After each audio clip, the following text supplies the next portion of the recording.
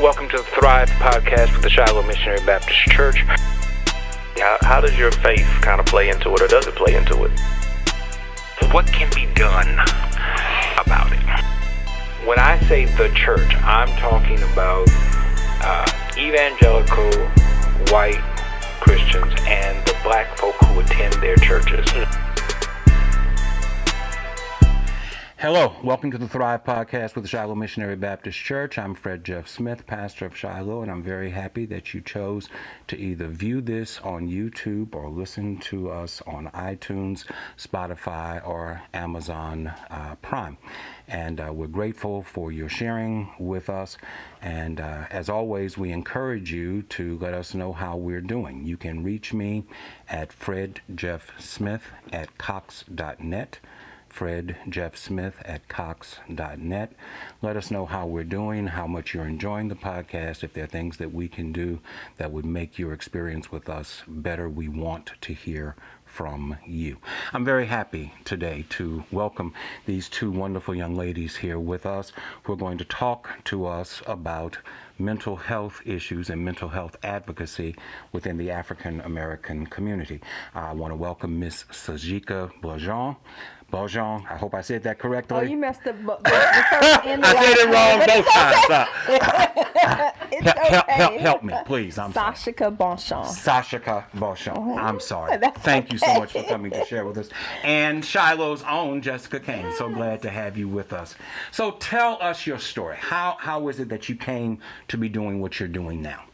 All right, so I am the founder of the Outstanding Mature Girls Organization, and it's an organization geared towards young ladies ages 10 to 19 years old. And so we mentor them, we educate them on HIV AIDS awareness and STDs and other health-related fields. And so those other health-related fields, that's where mental health comes in. That's where, just being overall, just eating healthy, things like that come into play. And so, our girls are amazing servants when it comes to community service. They understand that, life is service, and that giving back helps you, pretty much forget about your burdens at that time and be able to, help others. And it just makes you feel really well. And so they've been doing that, especially during the month of December with, lots of give back events. But that's what we do. We sit down, we have sister circles where we just talk about just certain things that may be going on in, our personal lives. And there's probably one person in the group who's experiencing the same thing, but was able to get over it and can help that other young lady and, just share that experience with her. And so that's what we do with O.M.G. And we are one of the largest youth organizations in Louisiana for girls. So we're in schools, and especially during this pandemic, we, of course, had to back out of schools a little bit. But we still have our off-campus program that we do, where we have 30 girls consistently attend weekly via virtual, and then we have some socially distanced activities in person. How does the virtual thing work? Because all of us have had to relearn how to conduct our lives as a result of this pandemic, and a lot of people get Zoom fatigue and things of that. So how has that worked with the young people that you all are working with? So we were actually preparing to go virtual because of our large base across Louisiana, to where the girls wanted to meet their other sisters in other areas. So this was our plan since last year, November. So when the pandemic hit, it was so easy for us to transition. Really? And it just kept coming to my mind, like, if you're prepared, you should not fear. Like, we were ready to just move, and it just merged really well. And so I understand with virtual fatigue. So that's why we we took our first chance of doing our first outdoor activity, which was hiking, because just during the pandemic, you just hear about these mental breakdowns people were having, not being able to be around each other. And so the first thing I thought about was something in nature for us to do. So we did a bike ride. So we did a bike ride around Greenwood Park, and then we did a hike. And then after that, I'm like, you know what? Let's do a wellness garden. And so the girls, we planted a wellness garden where our peppers were just flourishing. And so the girls would harvest it, take it home, take pictures of what they cooked. Really? With it. And so we got rid of our spring garden. Now we have our fall wellness garden where we have shards, Brussels sprouts, you name it. And so Let Us Grow Kids organization came in and helped with our fall garden. So it was pretty good. Jessica? Yes. Talk to me about how's everything going? Going great. I'm glad to be here in this capacity. Well, we're delighted to have you. You're Shiloh family, so welcome home. Yes. Tell me what your primary role is with regard to working with these young people, these young ladies. So basically what I do, I can just say I am Sashika's back, anything that she needs in terms of that. And, we tell the story often. I am the first original OMG girl. Sashika and I, we met, she hired me to do a teen talk show back in 2001. Okay. And when we did that in 2001, the girls pretty much started to connect and do things for Our Lady of the Lake Children's Hospital and other community organizations. And we started to, be like, oh, the Word Up Girls is going here. We're doing this, we're doing that. That I still carry that mission within me because I know what she started within me. And I can say, honestly, be who I am now if it wasn't the pillars of support that I had around me, such as Sashika, to, really take in being a young lady and how to be a young lady with leadership, with set skills to not only for myself, but now I have a daughter that's 15 and grow her with the same type backing. So we do that without sending mature girls and now have Taking Our Health Black. So we make sure that these are definitely ventures in our community where people can grow, learn, and in turn be the best that we can for our community, because if we can do that for our community, then we can see different numbers of things that can change within not only people themselves, but also the households in general. So give me a picture of what takes place in a typical meeting, a typical gathering that you all have. Help me to understand what goes on, what the agenda is for a typical meeting. So just kind of rewinding a little bit. So every August, every beginning of the school year, our girls, we have elections. And so we vote in a president, a vice president, secretary. Okay. Treasurer. Look, my mind is going blank. And a chaplain, and so those girls conduct our meetings. So when they come in, the secretary, she makes sure the roll is passed around, take notes. The president welcomes everyone out to the meeting. I mean, these girls are on it. Whenever we have a new young lady come in, they just make her feel welcome and wanted, and they take over, because I tell them that, and these are young ladies who were shy. These are young ladies who at first did not want to be in the organization. And so I feel that once you give them that responsibility, that leadership role, like, it just makes them feel wanted. It makes them feel like a sense. Yeah. Is it peer generated, or is it a case where parents are saying you need to be a part of this? Both. I would say both. the parents would bring in a child, and sometimes caseworkers bring in children, and sometimes it's just word of mouth.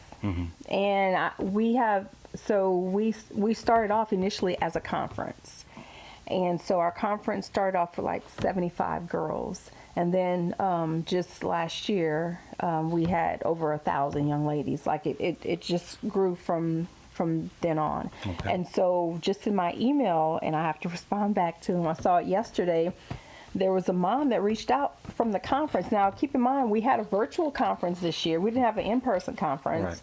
But this was from last year. And so with that just still being on her mind to want her daughter to be a part, because she saw that even through the pandemic, our organization did not stop, doing the work. And so, yeah, but that's what happens in the meetings. And yes, it's both peer and parent. It's a good mixture. So, yeah. That's good. 10 to 19, that's a rather large range in ages. And I would doubt if a 19-year-old feels like they have much in common with a 10-year-old. So how does that work itself out? Okay, so we have that question asked to us a lot, and our young ladies, the older girls, become we call them our sister's keeper. And so we tell them that they have to set the example for our young girls. Now, we've had situations early on in our organization where 10-year-olds will come in and we'll have older girls, and the example set was not what was up, like it's not what's up. And so, we'd have to tell these older girls that you're setting an example for these younger girls to follow. Like, you cannot, you have to lead by example, and you can't behave that way, you can't dress that way, you can't, this, that, and the other. And so, so we started something called the OMG Way. And so the OMG Way is, you have to, just carry yourself, just respectfully in the community, at home, with integrity, because we can't see you. So we're not always Right. in your house. And so, and just, at school. And so, with that, we've had where some girls started at age 10 and now they're in 9th grade. And so they've become leaders. And so, and then they give back to the 10-year-olds. They tell them, how, hey, it's going to get better. I know your mom probably pushed you, in here to be a part of the organization. And it works. Like we said, our motto is a club that works. Like, it works with the 10 and the 19. Now, there are activities that we may do where we separate them. But other than that, like, it works.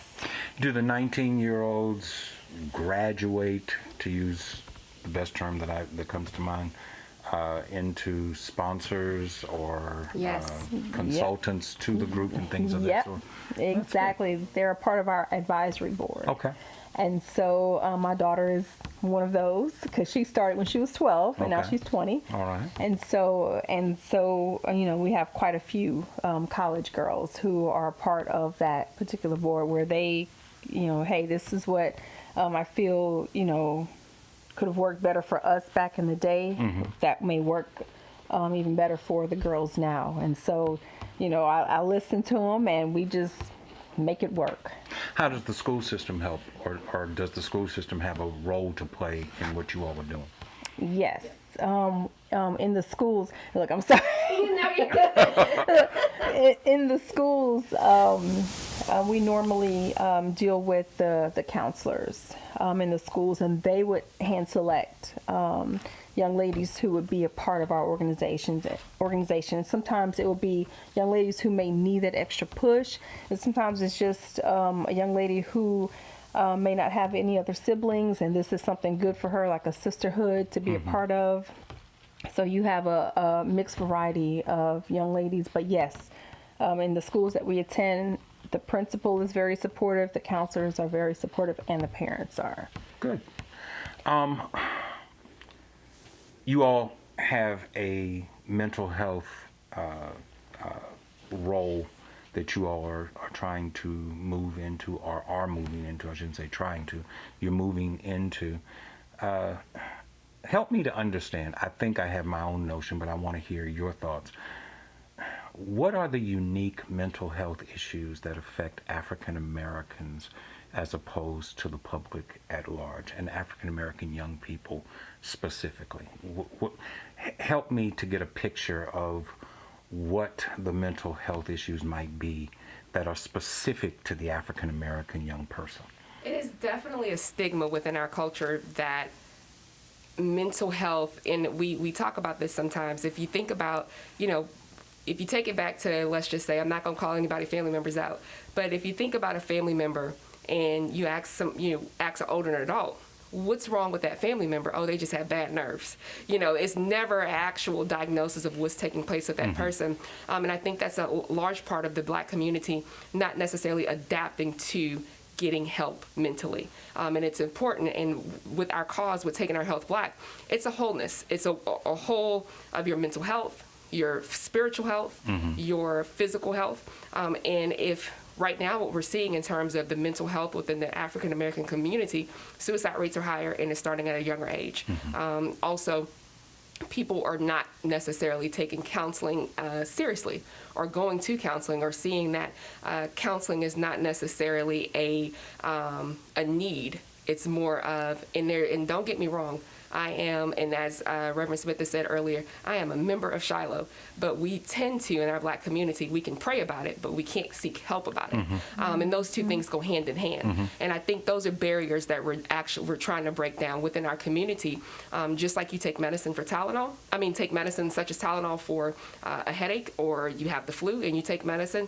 Sometimes there are times where you may need medicine for a mental health issue. So bringing in counselors who look like us to the forefront to be able to adapt to our community and let them know, hey, it's okay to come and sit with me and not lay out on my couch like you may have heard and stuff like that. Understand the help, how you can better yourself and better your children as well, because as we know with mental health, this is sometimes a trait that goes on for generations. So if we're able to help this generation of understanding that, hey, if you're seeing certain signs, it's okay to go get help, and it's okay to tell someone you're getting help, because you may be helping the next person or another family member reach their Taking Their Health Black and the wholeness of their health. You started off by mentioning the mythology that exists around mental health issues. I imagine that there is some pushback that comes from family members when you're able to identify a mental health issue that might need to be investigated, that might need to be counseled through, and people are saying, what you saying about my child? Exactly. And defenses come up. Yes. How do you overcome those? I can answer that real quick. So, Yes. So whenever we bring in a young mental health counselor. So I bring in someone who may probably just be 3 to 4 years, older than some of our older girls, and I let the parents know, hey, we're doing a sister circle today. We have someone coming in just to kind of talk about our feelings. And so I see who will attend and who may not. And, that's how we kind of, get it out there. And then, the girls are expressing themselves. And even whenever my daughter was a part of the sister circle, I would leave the room. I wouldn't even be in there because I'm like, yeah, you can go ahead and talk about me. Don't go ahead, because you got to get it all out. And so, those circles are very powerful for our young ladies. And yeah, you may have some pushback, but for the most part. Well, my contention has always been that there's no such thing as normal. Normal is different depending upon your own personal background and experience. I used to hear people say when I was coming up, you have to behave normal. Well, normal is a subjective thing. So when you're dealing with people who come from different home backgrounds, different economic backgrounds, different academic backgrounds, different geographical backgrounds, that's a broad spectrum of things that you have to overcome in order to actually get to the problems that may exist within that individual. When the counselors come in, is the opportunity given for these individuals to have more one-on-one personal relationships And that's the with goal. these counselors? Yes, The goal it is is. to make sure that we're not leaving anybody behind. And it's also to put pressure on community leaders to let your community know about the free services that's available, and connecting those two. So just like with Outstanding Mature Girls, if a counselor comes in and sees a need, we want to make sure that that need is met beyond just, meeting within that group. And the same as far as like when we're, talking to different organizations, making sure that that need is met beyond just, if we're sitting here and we're talking, we lay out what the steps are, and then now it's time for the opportunity to make sure that those steps are implemented. Because of this pandemic and people having to exercise social distancing and things of that sort, have unique mental health issues risen to the surface as a result of the isolation? I watch these news programs and they talk about the problems that some people have because they're isolated, and I'm not talking about sick people who are left to die alone. That's obviously a problem. But just the idea, I don't have a problem being by myself. I'm pretty good with it. But there are some people who want to interact with other people, and the fact that they can't causes issues. Yes, ma'am. So we've had that come up, and with that coming up, we started doing assessments with our girls during the pandemic because at the club meetings, we would say, check on your sister, your sister's keeper, your sister that's not here, go check on her.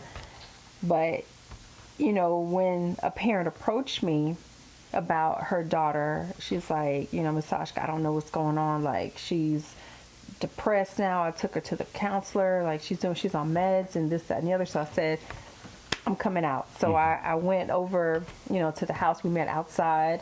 And she was just saying that she misses, just hanging out with her cousins. She misses, being apart. Sure. And her mom was like, well, she doesn't even want to come to the activities, so So I re-invited her back to join us, at the club meetings, and just let her know that she is missed and loved, and, just take that step to come out. And she was like, well, I just, I don't know, I just want to be locked in my room, but then I really don't want to be locked in my room. And so I told her that, because her mom was saying she just had a hard time opening up with the counselor. And I said, she's there to help, talking to the counselor. I said, talking about the counselor, she's there to help. Please, continue expressing your thoughts and your feelings, to her. But also in return, come on back and see what we can do with our socially distanced activities that you can be a part of. So she was there when we planted the garden.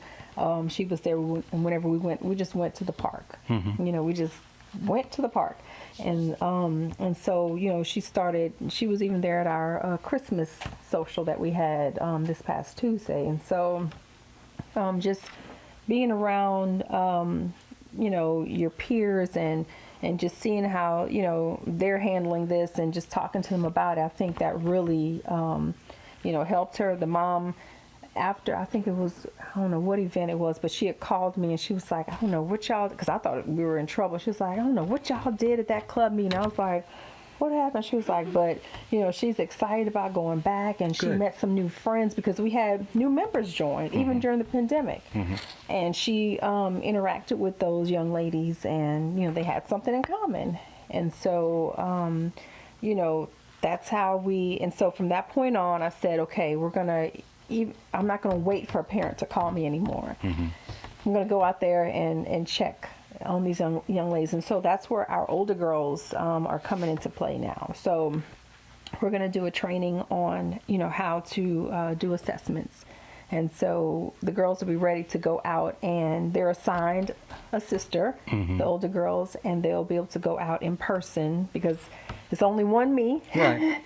And sit down and talk with them. And I told them outside, and the parent has to be present, and just see where the need is and what's going on with them, and how can we help them, and also give them some resources that we can refer them to as well. So that's how. The need is great in terms of the youth and the parents. And that's where making sure that we're trying to catch all areas, because with the parents, like you said, some people are high functioning. And if you're high functioning, when you're at work for 40 hours a week or more, you may not necessarily realize the things that mental health issues that may arise, because you're always under pressure. You're going. And when life slows down and now you're working from home, now you're on Zoom meetings, now your kids are virtual, you start realizing you have different, certain things are starting to hit you.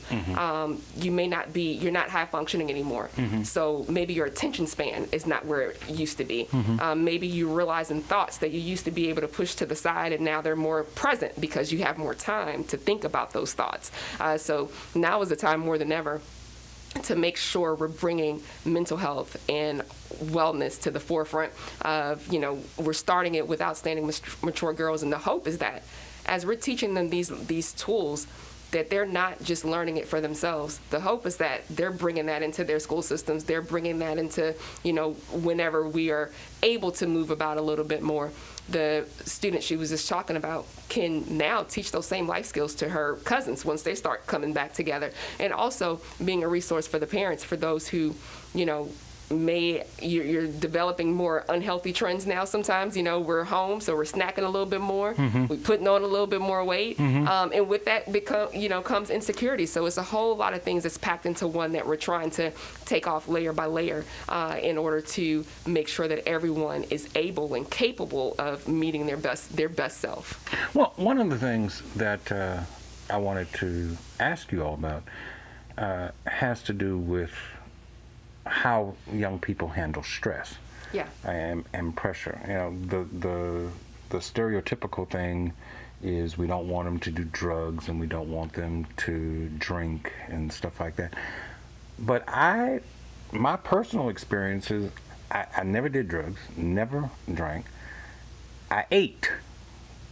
When you can look at me and tell, when I'm under stress, I eat. I'm a binge eater. And whereas everybody would say, well, don't drink, don't smoke, don't do drugs. Here, baby, have another piece of cake. Right. I ain't going to tell nobody if you eat another piece of pie.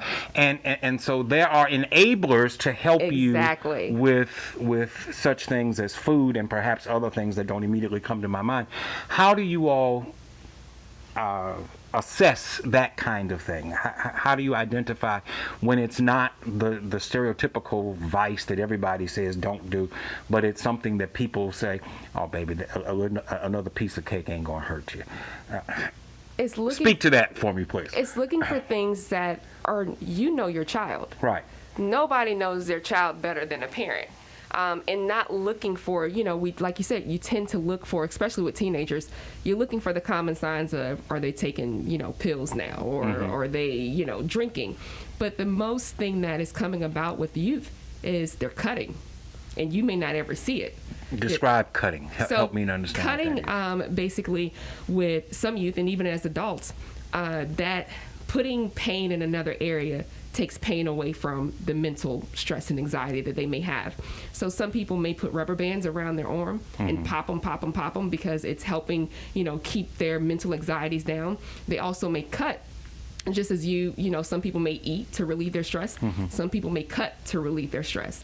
So it's so many different signs. Now, by cutting, you mean they take a knife and they actually... Or razor. Razor, yeah, on their wrists. Common areas are the back of the wrist, the forearm, that you can look for. And they are, if you ask them, hey, what happened? Oh, I scratched myself. But there's only so many times you can scratch yourself in, different areas.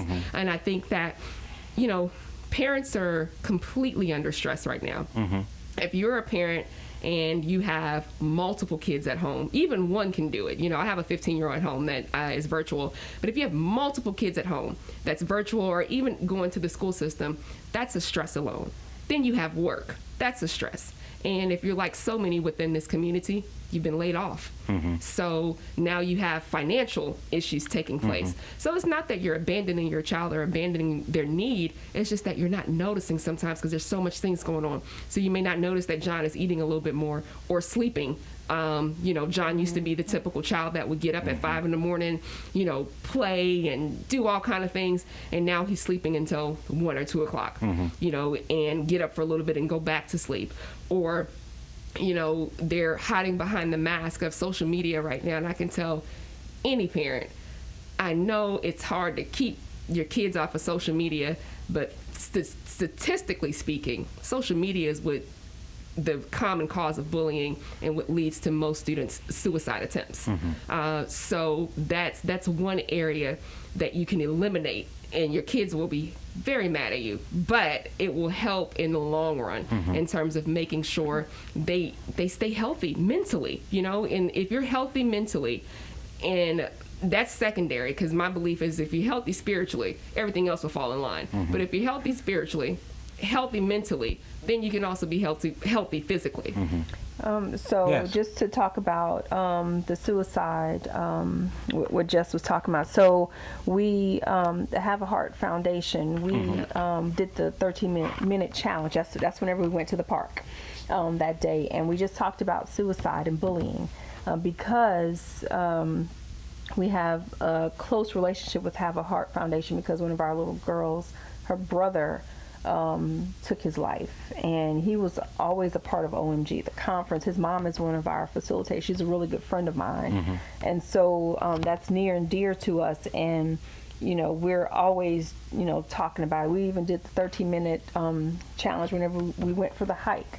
So we're always just in support of mental health awareness, but just bringing that to the forefront, talking about suicide and looking for the signs, and hearing the girls talk about their own, situations with mental health and what they do to help themselves. And they were sharing this. We were at the park and they were just outside sharing this, and what they do. They may meditate, listen to just relaxing music, and take deep breaths, and and most importantly, talk to someone. Talk to someone. And if they see someone, because I told them, I said, being rude and talking about people and teasing somebody, I said, that's overrated. I said, we gotta, if y'all see that, don't allow that to happen anymore. I said, you all are outstanding, mature girls. Step in, step in and say something, because if you don't say something, you are a part of that problem. And that's what happened to that young man. He was being bullied at school, and, I don't know if anybody had the chance to step in, and then just bring, and he took his life before school, one day, and, receiving that, I was crying like it was my own child because of the relationship, that I had with that, family, and that I do have, with that family. Well, part of the mythology is that Black folk don't kill themselves. Right. Yes. That's a white person's disease. Exactly. Black folk don't do that. But that's certainly not true. Oh, the numbers have changed. Yes. Oh, yeah. And I imagine young people don't know what the numbers are historically. But people my age would not even think in terms of suicide as being a problem within the African American community. And yet what I'm hearing you all say is that it is a problem that you all have to confront with young people. It's definitely an issue with young people. And as adults, we have to take the lead in not always putting stuff under the rug. We want to hide these family secrets where there's somebody at some point that committed suicide, but the family's just not going to talk about it because it puts a blemish on the family. And same thing goes back to, when I think about my own family at times, a person would have a mental break, but what it would look like to, a family who doesn't know anything about mental health sometimes, that would look like more so, oh, he had bad drugs that day. And from that point on, he hasn't been the same. No, guys, that's not what's happening here.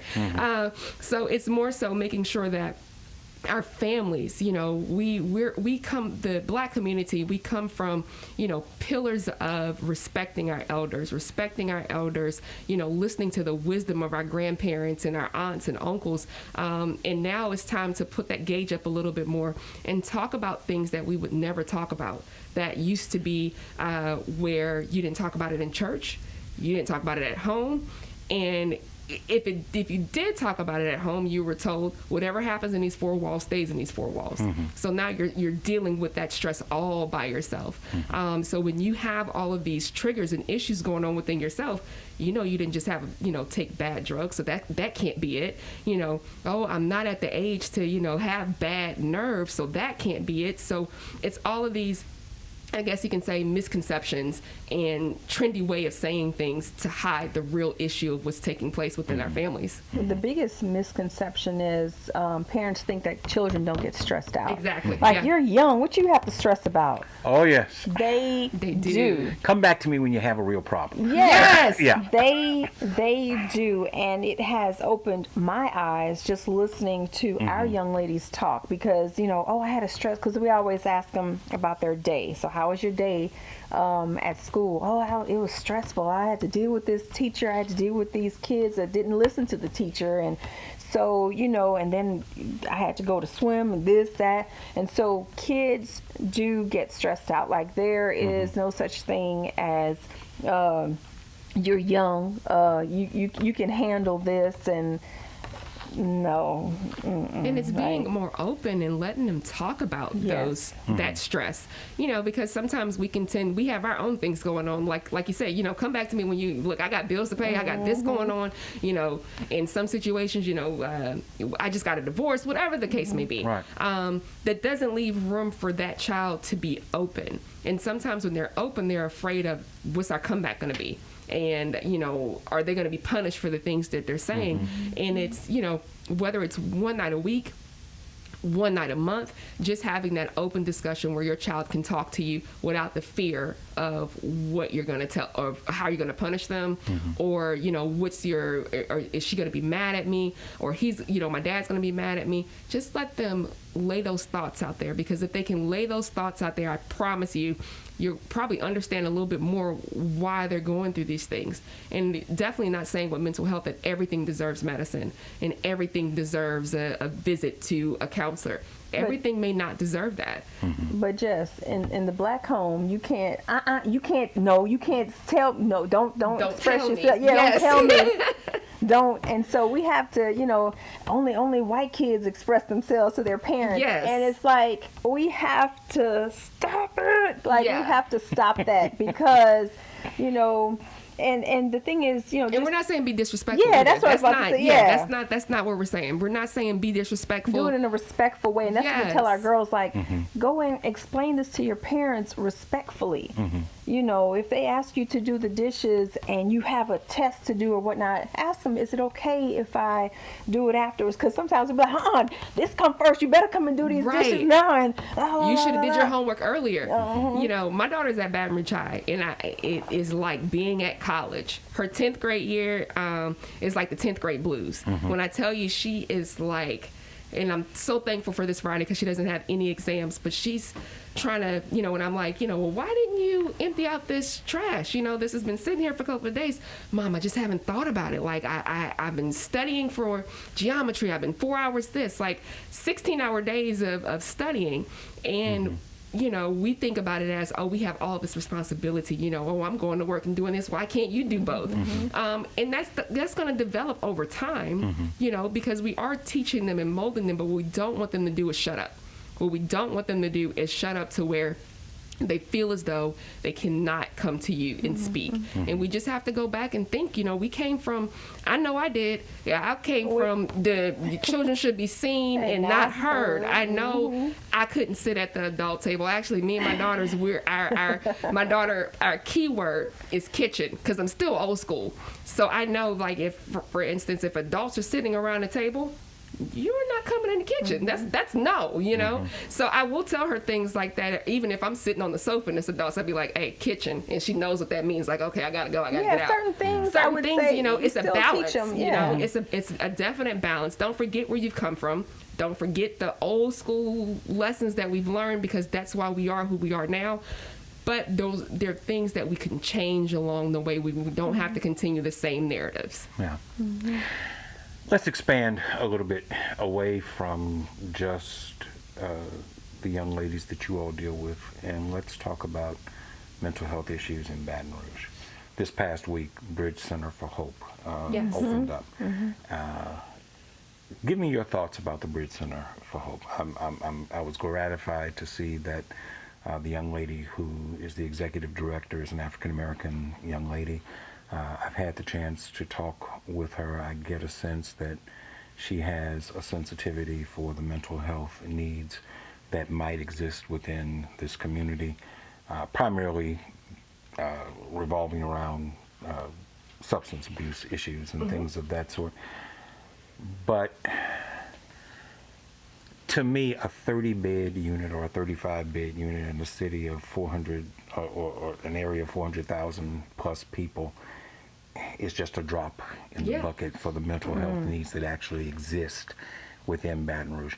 What is it that you would like to see happen in Baton Rouge going forward? Bridge Center is great, fine, but what is it that you would like to see happen with regard to mental health and a more serious approach to mental health as we go forward? So when I saw that, the first thing I thought about was my oldest brother. And I don't want to get him on it, but the first thing I thought about was him, because he's suffering with mental health, and it took my parents a while to understand, because they use the word normal a lot. And so with me going through trainings and going through I had to come back and teach my parents, because of course they're not going to sign up for any trainings or anything like that, but I had to teach them. And so now they have a better understanding of how to talk to my brother and how to deal with him and his paranoid schizophrenia. Like it's really tough. And so when I saw that they were opening that, I'm like, is he really going to get help? Like, is he going to be a part of that? Is he, is this? Can he be in that 30? Can he? But it just made me sad, because I'm like, he's going to miss out, because there are other people just like him that who need it and will get there. And I feel we just need more. I feel we need more hospitals, more clinics, more places to treat them and not lock them up in jail. Not just medicate them at certain facilities and let them tell you when it's time to go home, because my brother has done that. He's gone to several, and he'll call us like, man, I'm good. Like, I'm in here, talking, treating them, and I'm just ready to go. Somebody come pick me up. And the thing is, it hurts you, because like, you don't want your family member to be, on that other side. And then you hear them, talking, with their senses, and you hear them, just back to the person that you knew them being. And it's like, my brother's okay now, but then back out and, not wanting to take medication, not wanting to do this. But it's like, I feel that, it needs to be a place where they're there for a long time, 6 months or whatnot, something that will help them, like, and just, help them to get back to, where they were, or at some point to where they're able to, because my parents are not going to be here forever to help take care of my brother. And it's like, is he going to be able to take it, or will he just be another statistic? Will he get locked up or whatnot? So, it's really tough to see that. It's really hopeful to see that they opened up a 30-room place, but it's like, I feel that more, spaces, more places need to be available, because it's not just 30 people, and I know that they're going to be able to help more people, but I feel that it's be a whole wing. You have to normalize it. And the thing is that we build all of these hospitals. You know, our focus is always health, which is great. You know, have on the shirt now, taking our health black. Open more hospitals, definitely in our low income area. But don't forget that mental health it leads to everything that you're seeing now. You know, we want to blame the police chief. We want to blame the politicians for the crime that's taking place now. We want to blame the zip code that is taking part in, but we're not looking at the root of the issue. And the root of the issue, 9 times out of 10, is mental health. But they don't. I'm just upset and mad because they don't. When it comes to going to court or whatnot, the first thing with a black person, they don't say, "Oh, let's check their mental health." But and I'm sorry, I'm not playing no race card or anything. But when it's a white person, they immediately let's check their mental health status. And that goes. You're good to play a race card here because race is it's an issue. Is a serious issue that has to do with this. Black folk don't get the same opportunities to explore mental health issu's that white folk get. It's the truth. Just lay it out. It's a fact. It saddens me. It's great that we're working together to help, but why do I have to wear a shirt that says "Taking my health black"? Yes. You know, why do we have to do that? Why do we have to make sure that a spotlight is being placed on all the health discrepancies with black people? Why do we have to see all of the, COVID-19?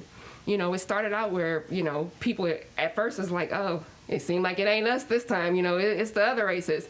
But what we don't realize, and it's some of it falls on us as an individual, but 60%, 70% more falls on with the cards that we're dealt. COVID-19, for instance, those who are African Americans die twice as much more than any other race, and that's because of diabetes. That's because of high blood pressure and other cardiovascular diseases. And the other thing, we look at those statistics and we see how many people have died from COVID-19 with that. But the mental health portion of it, if you would look at how many people have committed suicide or had drug overdoses because of their the situation within this pandemic that are African American, you would see the same, rising numbers. And for me, that's still a tick for COVID number, because the pandemic has put so much pressure there. And as we take it back to the Bridge Center, great. We got 40 beds, 35 to 40 beds. What else are we going to do? Like Sashika, she's told her story, her testimony in terms of her brother. We have to make sure that we're putting that on the forefront. I just feel like mental health is always the back.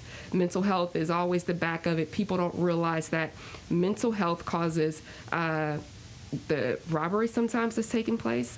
And it goes to the DA in terms of the DA taking a more stance on making sure that we're not, if someone commits a crime that goes to jail or goes to prison, what are the resources that are provided in terms of their mental health for when they go there and when they come out? And while they're being held before trial even takes exactly. place. And if you do, I'm a data person. And if we're looking at these statistics and, and I'm sure, the city of Baton Rouge data oriented as well, you're not only just seeing, people look at it as, oh, that this particular man comes from a crime family, but you know exactly what this family has dealt with because you see the numbers, you see what's taking place. So why are we allowing these trends to continue to take place? And that's why it's a passion for me. I will wear this shirt. I can wear it every day because everyone of every race, and taking our health black is not just about black people, banding together. Oh, it's another black movement. No, we need our allies to join us. We need the, white people, any of all races to come together and realize what's taking place in our communities, what's taking place in our health, what's taking place mentally, in order for us to do better as a whole. Because if you forget us and you let us drop off, there's a lot of things that's going to drop off too. If you look at all the stuff we've invented, if you look at all the things that we've done, just keeping the economy moving. Yes, keeping the economy moving. Part of the other problem, it's been my experience, is that mental health issues display themselves through substance abuse issues. Yeah. And it metastasizes, if I can use that term, with criminal justice problems. There is a robbery, there's domestic violence, there's an assault that takes place. And there are facilities here. Centacor comes to my mind. It's a facility that's near and dear to me because a close family member of mine had his life completely transformed because of Centacor. I'm grateful to them for that. But Centacor and groups like that have their hands tied if someone is caught up in the criminal justice system. Yeah. We can't take them until this matter has been resolved. So either the person stays in jail because nobody can pay their bail, or the family is saddled with having to deal with an issue that they are ill-equipped to deal with until the criminal justice system does its part, and then you hope that you can take the person from the criminal justice system into a mental health or substance abuse facility to try to get the person the medical help that they need. It seems to me that there needs to be a better relationship between these mental health facilities and the criminal justice system, in that you guys are advocates for mental health. Am I on the right track, or do I need to be Definitely. corrected in what I'm thinking? There needs to be legislation behind it. You know, we put legislation behind everything else. You know, there needs to be legislation that protects those who suffer from mental health issues in terms of when they go into the court system. There needs to be law of how things should be followed. If we don't have anything set in stone and in front of us and made law, then nobody's going to do it, because not everybody has the heart. Some people are just there to collect the check. Some people are just there for the name or the fame. So we have to make sure that those who are able to create bills and legislation can create bills and legislation to protect those who are suffering from mental health within our communities. I feel that there is a stigma even for those who are suffering from mental health. For instance, for my brother, he doesn't think anything's wrong. So he doesn't want to take his medicine, and he does not want to go into a facility. Now, the only time he goes is if my parents call the coroner's office or whatnot, and they bring him. But you know, he literally said, and this is him saying that, you know, that's for crazy people. And so, you know, trying to get someone with mental health issues to understand that, you know, it's get that word crazy out of your mind. But of course, that's what they've been labeled and stigmatized as. And so that, you know, this is going to help you in trying to get them to understand that there is something wrong, even though they state that something wrong, you know, to us. Like my sons are like terrified of their uncle, you know, because, you know, he'll come in and, you know, they stick close to, like, if we go visit my parents, like, they'll stick close to their dad and I. And so, you know, just getting them to understand that something is wrong and for them to break that stigma in their mind. But I know it's hard. And that's the because thing. It's like, for us, it's more so for us. It's not for your brother. It's for us, because those who are, and I've learned great things. Actually, she's a member here as well. Bracelet Williams. She's a licensed family and marriage counselor. And one thing that she talks about within those who are schizophrenic, that's a symptom of someone who's schizophrenic, is that they don't understand that there's something wrong. One of the symptoms is that as soon as they get well, they feel as though they don't need medicine. So it's for us to understand that about them.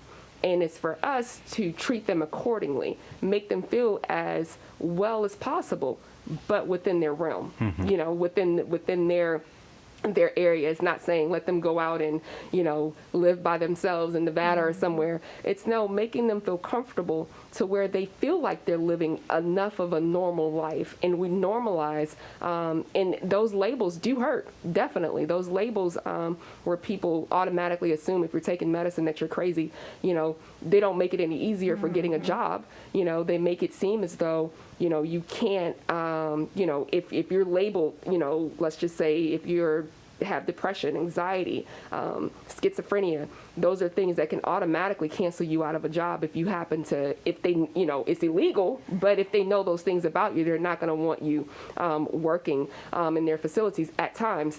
And I'm not saying all jobs are like that, but that's a step that we have to take, and that's the community taking care of those who are sick, and letting them know that it's okay to be sick. It's okay. A lot of people live with terminal illnesses such as cancer, and for those who have cancer, we make sure we have the GoFundMe's going. We make sure that their cancer treatments are paid for. We go and cook. We take care of the kids. We do all of these things. But someone who's having a mental break, and there's things that we may not be able to deal with, just like with cancer. We have to send them to the hospital to have treatment. Same case scenario with someone who may be having a mental break. We have to send them somewhere first to be treated. But when they come home, it's up to us to make sure, and it's so difficult in terms of mental health, making sure we can do all that we can sometimes, and it's still not enough because of the battles that they're facing, the demons that they see. But we can do a better job, not just in the household, but when he walks outside, know that the community is there as a pillar of support. But like I said, it starts, within us. And it starts within us, and then we have to grow it to a city level and to a state level, and hopefully to the level of the entire United States. But I know some people have to understand that not all mental health is drug related. It's trauma. Some of it's trauma related. Yes. And so I know for us working with people who are living with HIV, for them to get a diagnosis that they're positive, they have a mental breakdown to where, now their life has changed, and some take their lives because they feel that I'm dead, whereas you're not dead. If you receive a HIV diagnosis, like, you can live a long, healthy life. And so trying to convey that over to our friends and our clients and our, people who receive that diagnosis is something that, we have to do before. So I guess just within the community, before they sit down and receive that diagnosis, let them know that you can live a healthy life. You can go on and be an advocate, because we're advocates for HIV, and we're allies, and so creating more allies in the community is something that's needed as well. So trauma, when it comes to trauma, that can definitely have an effect on people's mental health. So it's not, they come in and, they're on drugs or whatnot, but it's something that they may have dealt with in their past, or just finding Genetics, out. trauma, and stress. Yeah. So just dealing with that as well. So yeah, it can be, trauma induced. So.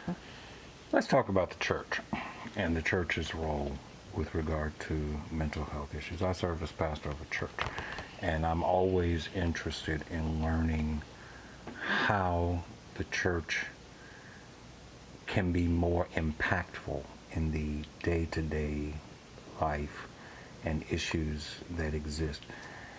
As advocates for mental health, as advocates for young people, young African American people, how do you think the church is doing with regard to the role that you think it can and should play with regard to the overall quality of life for our people? So, and I hate to cut you off, but I have to say that church that I'm proudly a member of, back when I was 16, 17, me and my family were in a terrible car accident going to St. Louis. My mom lost her sister in that car accident. And one of the things that helped us through was the grief ministry that was here. Because we came to, at first I was like, I don't don't need any grief ministry. I mean, I was 16, 17 then. I knew her. I'm talking about my mom. She can go to that by herself. I'm good, you know. So she went a couple of times, and over time, I was able to, you know, adjust to it and go, and it really helped us through that process. And I think, I know, not every church is set up that way.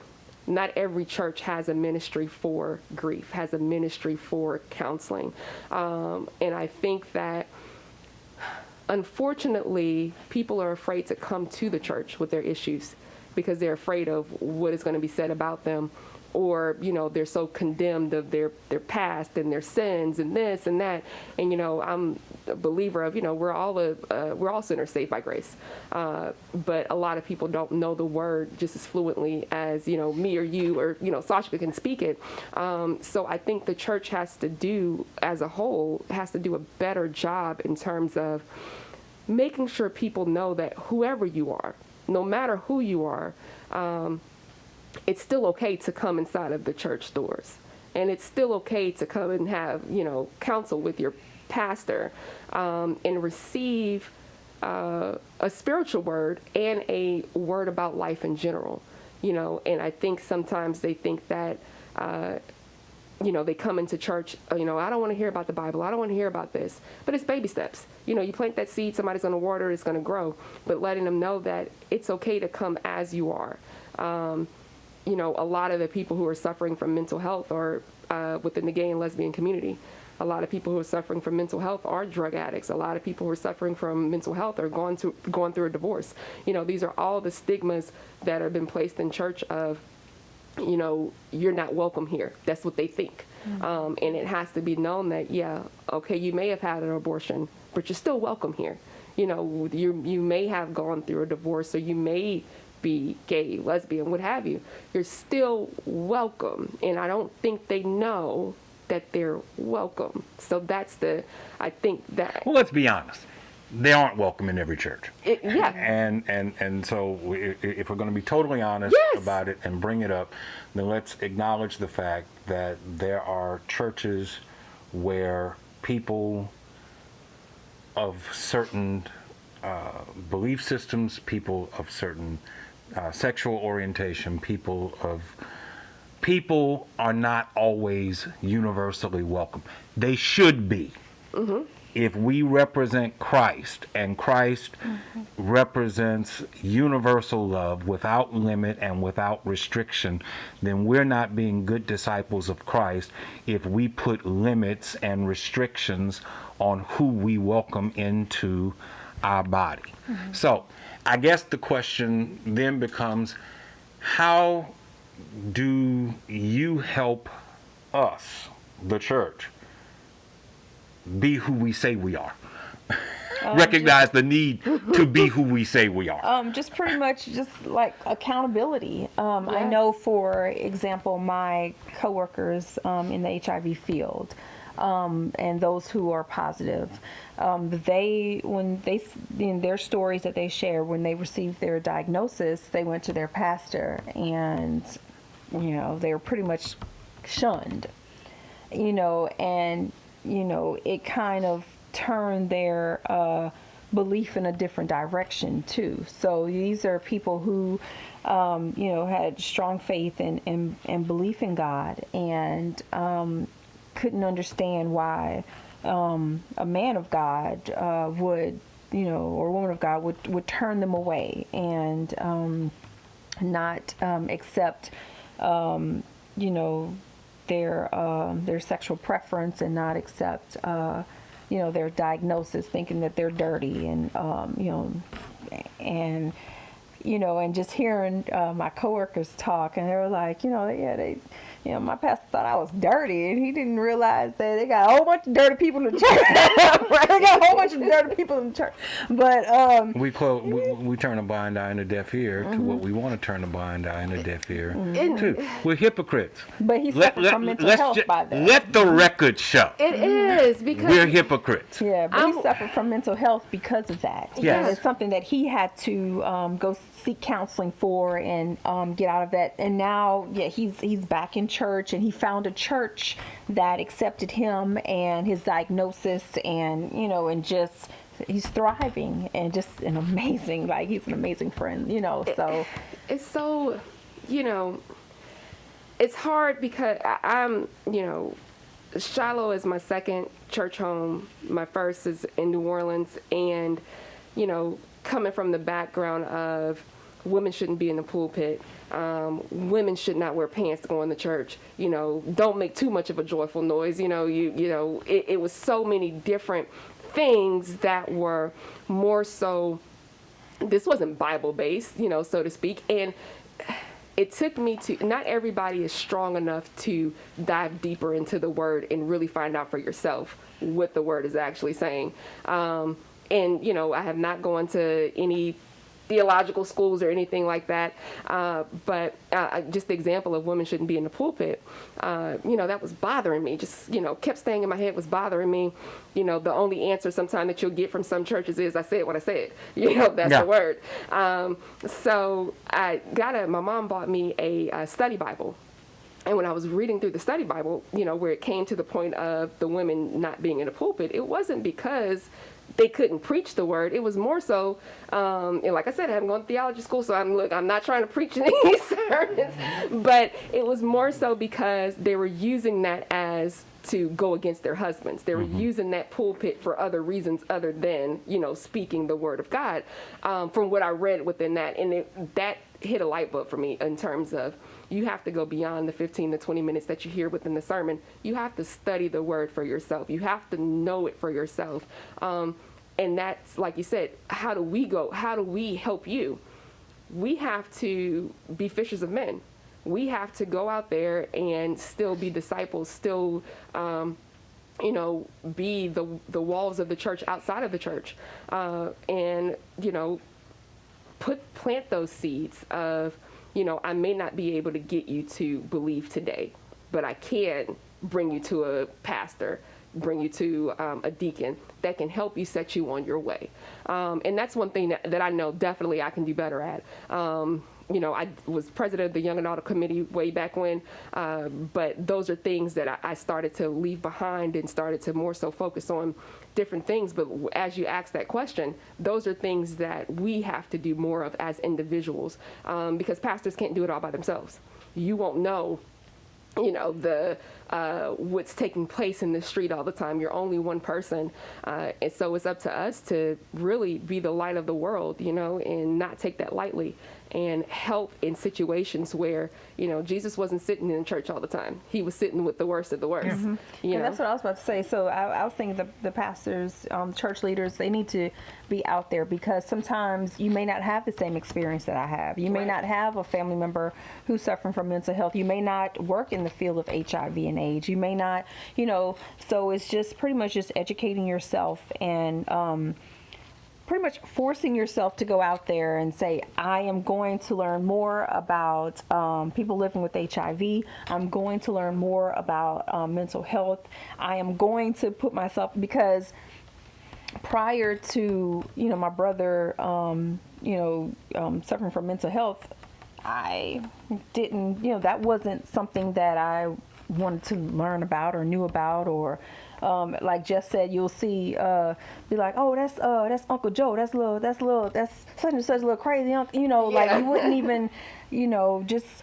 So now, you know, there's terminology that I use differently now. You know, now there's more education that I know about people living with HIV, and you know, those are just like things that I'm passionate about: youth, HIV, and mental health.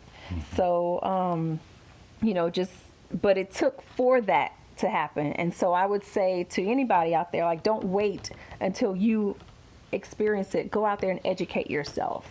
And that way you're able to embrace those in mental health, HIV. And I think it would be helpful if more people in the church acknowledged that they don't know. Yes. Just say, I don't know. That's step one. And then step two, try to find out. Don't just leave it at I don't know, because that's ignorance. After you've acknowledged that you don't know, then start trying to know what you don't know. And in order to do that, you have to talk to people who do know and learn from them. There is a hubris that exists among some of my brethren and sisterin, where we don't want to acknowledge that there are things that we don't know, that God does not just strike us in the head and we are infinitely knowledgeable about every subject in the world. And we have this veil of piety and super knowledge that we don't want pierced by the reality that there's stuff out there going on that we don't know. And the disconnect is troubling to me because it makes the church ineffective. And you ought to be able to see that by virtue of the fact that folks stop coming. Folk don't vote with a motion and a second. Folk vote by not coming. They simply don't come. They find someplace else to go. And unless the church humbles itself and acknowledges the fact that maybe we can learn from somebody else, we're going to continue to have these.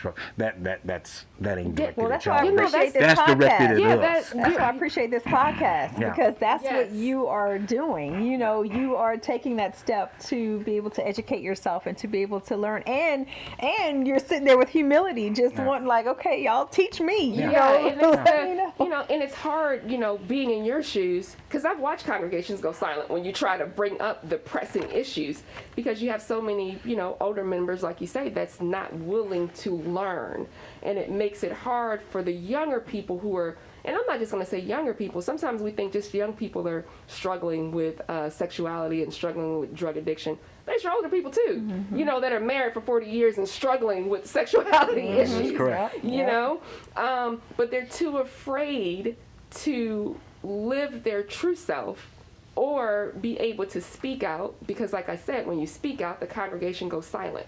Congregation goes silent and they go, their separate ways. And in some cases, they may gossip about what's taking place, or, and that may alienate you even more. So I think it's more so just having those hard conversations. Because, with my daughter going to, she went to private school at first and she was shielded from a lot of things, for the first, from kindergarten up until 8th grade, she went to private school. So now here we are in public school and she sees everything, and she brings everything back to me like, Mom, this person, I can't even call her. I was like, yeah, they're binary, well, what am I, learning that and accepting that there's some people that you may not refer to themselves or as he or she. It may be they, their, and it may be them. in them, and it may sound weird to us because that may not necessarily be who we are, but it's accepting those and trying to learn who they are. Yes. Because if we try to learn who they are, it's not saying that we, oh, that's who I am now. It's supporting who they want to be. And if we're able to do that, and it's not going to be an automatic cure for mental health, but it definitely will be a step towards bringing the numbers down in terms of your suicide rates, your anxiety. And yes, anxiety can be controlled by medication. Anxiety can also be controlled by actually listening, actually hearing what they're going through. Their depression, the depression may be, I go to this church every Sunday, but I can't be who I want to be. And I'm not saying do that in disrespectful manners, but just being able to be comfortable in the church that you were born and raised in and sitting in, I have truly enjoyed this conversation. I thank you all for taking the time to come and share your knowledge and your passion with us, and I hope that you all will come back again. Definitely. Really. Yeah, thank you for having us. Thank you all for viewing. Thank you all for listening. We'll be back again next time.